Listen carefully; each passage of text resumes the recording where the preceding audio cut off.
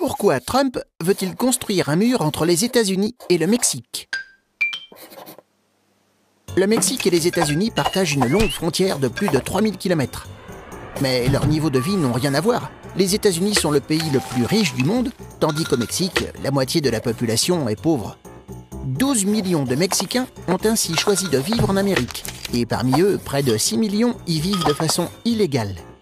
Ces migrants ont franchi la frontière, souvent au péril de leur vie, dans l'espoir d'une vie meilleure. Aussi, la frontière américano-mexicaine est devenue l'un des plus grands passages de clandestins au monde.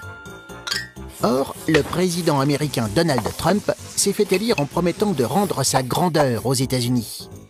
Et pour lui, un pays fort est un pays dont les frontières sont gardées et bien fermées.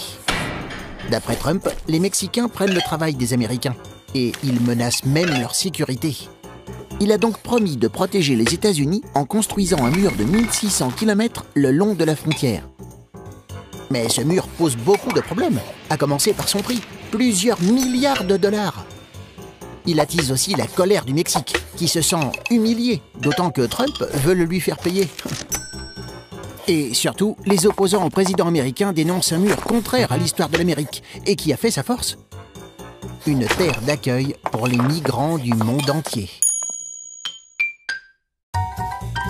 Tu te poses des questions? Nous, on y répond.